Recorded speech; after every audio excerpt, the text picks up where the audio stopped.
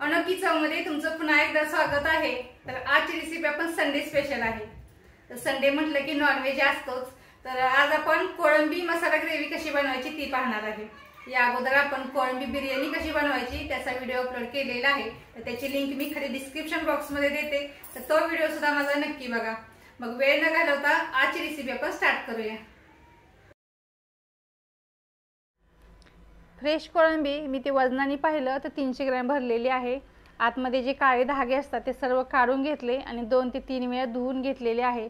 आपल्याला आता ह्या कोळंबीला मॅरिनेट करून घ्यायचं आहे। मॅरिनेशनसाठी अर्धा चमचा मीठ घेतलेला आहे, अर्धा चमचा हळद घेतलेली आहे आणि अर्धा चमचा अद्रक आणि लसूणची पेस्ट घेतलेली आहे। आता हे सर्व आपल्याला मिक्स करून घ्यायचं आहे। कमीत कमी 1 तास तरी आपल्याला मॅरिनेट करून ठेवायचं आहे। थोडं मॅरिनेट करून ठेवलं म्हणजे कोळंबीचा रस्सा सुद्धा खूप छान होतो। सगळं व्यवस्थित मिक्स करून घ्यायचं।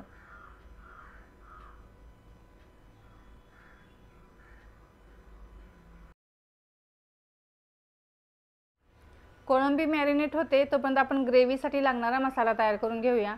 ते मोठ्या आकाराचे 2 कांदे मी असे स्लाइस करून घेतलेले आहेत।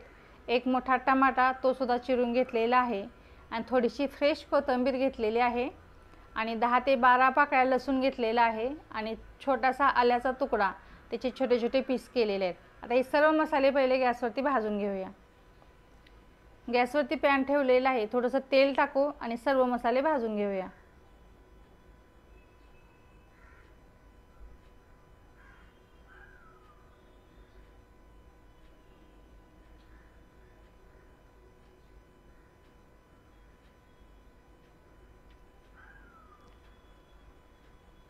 पहिला कांदा भाजायचा, त्यानंतर टमाटा, अद्रक, लसूण हे सगळं भाजून घ्यायचं। आता कांदा सुद्धा व्यवस्थित भाजून झालेला आहे। आता अद्रक, लसूण टाकू आणि टमाटा टाकून घेऊया।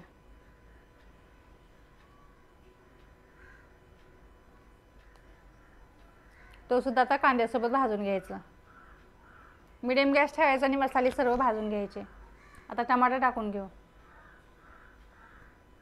कोथिंबीर आपण मिक्सरमध्ये ज्यावेळी मसाला वाटणार त्यावेळी वरतून टाकून कोथिंबीर आणि मग त्याच्यासोबत वाटून घेऊया।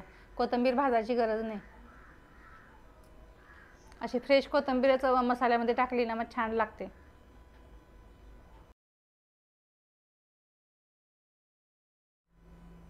थोडेसे लालसर छान असे मसाले भाजून घ्यायचे। थोडं टमाटर पण याच्यामध्ये सॉफ्ट झाला पाहिजे।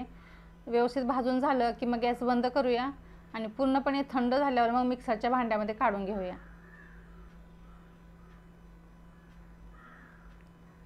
मिक्सरच्या भांड्यामध्ये मी थंड झाल्यानंतर काढून घेतलेलं आहे। आता जी फ्रेश कोथिंबीर आपण ठेवलेली आहे ती या मसाल्यामध्ये टाकून थोडंसं पाणी ॲड करून मिक्सरला हा मसाला वाटून घेऊया।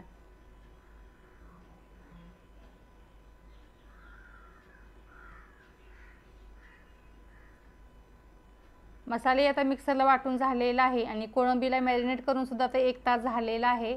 आता डायरेक्ट आपण फ्राय करायला घेऊया।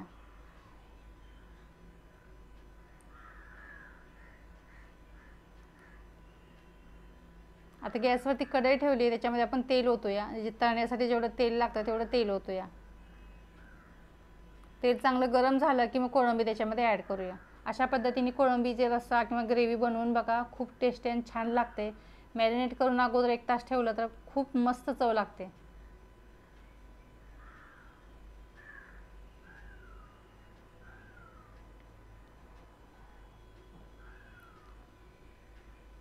आणि पटकन फ्राय होते, जास्त वेळ लागत नाही। एकदम अशी कुरकुरीत वगैरे करायची नाही आहे आपल्याला।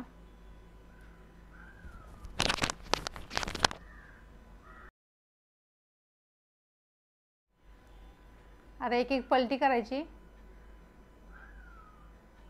आणि व्यवस्थित फ्राय करून घेऊया।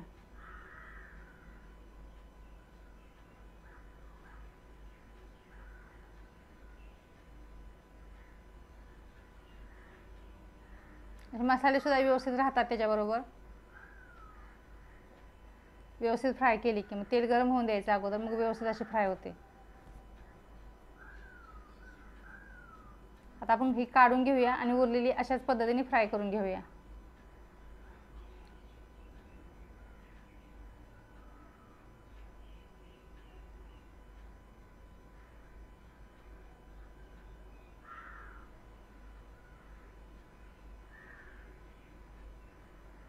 तुम्ही डायरेक्टली सुद्धा फोडणीला टाकू शकता, पण अशा पद्धतीने बनवले तर अजून छान लागते।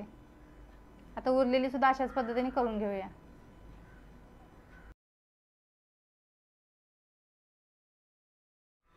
कोळंबीपासून बिर्याणी सुद्धा खूप छान होते। अगदी कोळंबी बिर्याणी कशी बनवायची त्याचा व्हिडिओ सुद्धा मी अपलोड केलेला आहे, तर तो व्हिडिओ सुद्धा माझा नक्की बघा आणि कमेंट बॉक्समध्ये सांगायला विसरू नका।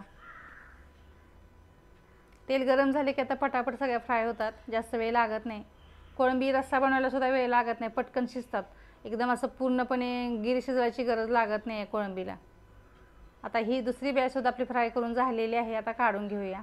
आता याच तेलामध्ये आपण बनवणार आहे, पण इथं थोडंसं तेल जास्त वाटतं, मी थोडंसं काढून घेणार आहे। आता जे उरलेलं तेल आहे तर ते सुद्धा 5 ते 6 चमचे तेल आहे, कारण कोळंबी आपण तळून घेतल्यामुळे त्याला सुद्धा तेल आहे, त्यामुळे एवढं तेल इनफ आहे।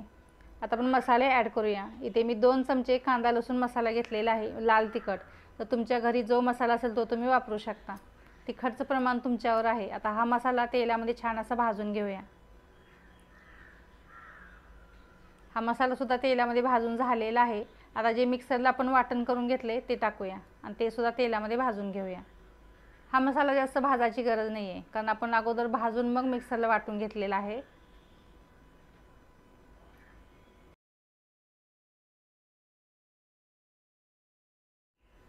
मसाले व्यवस्थित आता मिक्स करून झालेले आहेत आणि साईडनी तेल सुद्धा सुटलेलं आहे। आता जी फ्राय केलेली कोळंबी आहे ती आपण ह्या मसाल्यांमध्ये टाकून व्यवस्थित परतवून घेऊया। तुम्ही डायरेक्टली अशी सुकी कोळंबी सुद्धा बनवू शकता। आता झाकण ठेवून स्लो गॅसवरतीही शिजवू शकता, न पाणी ॲड करता, तरी सुद्धा छान होते। पण आपल्याला ग्रेव्ही करायची आहे म्हणून आपण थोडंसं पाणी ॲड करणार आहे, पण थोडंसं झाकण ठेवायचं अगोदर आणि झाकण ठेवून एक 5 मिनिट आपल्याला शिजू द्यायचे। 5 मिनिटानंतर आपण झाकण काढलेलं आहे। मसाल्यांना छान असं तेल सुटलेलं आहे आणि त्या कोळंबीला सुद्धा। तर आता याच्यामध्ये आपल्याला गरम पाणी ॲड करायचं आहे, थंड पाणी ॲड नाही करायचं। आता तुम्हाला किती ग्रेव्ही हवी तसं तुम्ही पाणी ॲड करा। मी ते 1 ते 1.5 ग्लास गरम पाणी घेतलेलं आहे आणि पाणी टाकल्यानंतर व्यवस्थित आपल्याला मिक्स करून घ्यायचं आहे।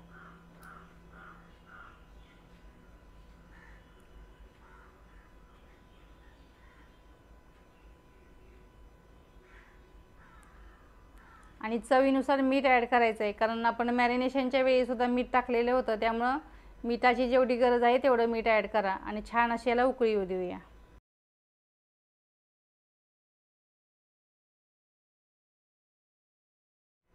उकळी सुद्धा आता आलेली आहे, तर याच्यावरती आपल्याला झाकण ठेवायचं आहे आणि 5 ते 10 मिनिटं शिजू द्यायचं आहे। जसं चिकनला किंवा मटनला शिजायला वेळ लागतो तसं कोळंबीला एवढा वेळ लागत नाही, पटकन होणारी आहे।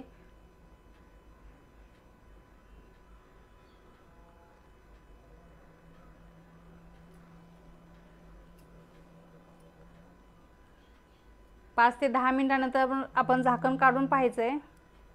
तेल बघा छान असं सुटलेलं आहे, एकदम चमचमीत आपली अशी ग्रेव्ही तयार झालेली दिसते। फक्त आतमधली कोळंबी शिजले का नाही ते सुद्धा पाहायचं आहे, शिजले का ते बघूया। दिसायला तर एकदम छान वाटते, असं वाटते की आता जेवायला बसायला पाहिजे।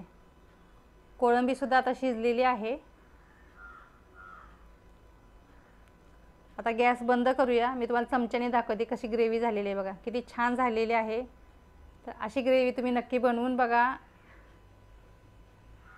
चपाती बरोबर, भाकरी बरोबर किंवा भाताबरोबर सुद्धा खूप छान लागते। आणि वेळात वेळ काढून हा व्हिडिओ पाहिला त्याबद्दल तुमचं सर्वांचं मनापासून धन्यवाद। आपली कोळंबी मसाला ग्रेव्ही आता तयार झालेली आहे। आजची रेसिपी तुम्हाला कशी वाटली? आवडली असेल तर ह्या संडेला तुम्ही नक्की बनवून बघा आणि कशी झाली त्याची प्रतिक्रिया एका छोट्याशा कमेंटनी देऊ शकता। आणि जर माझ्या चॅनलला तुम्ही नवीन असाल आणि हा माझा व्हिडिओ पाहत असाल, जर सबस्क्राईब केलं नसेल तर सबस्क्राईब करा आणि बेल आयकॉनवरती क्लिक करायला विसरू नका। आपण असंच पुन्हा भेटूया अशीच एखादी अनोखी रेसिपी घेऊन। तोपर्यंत गुड बाय।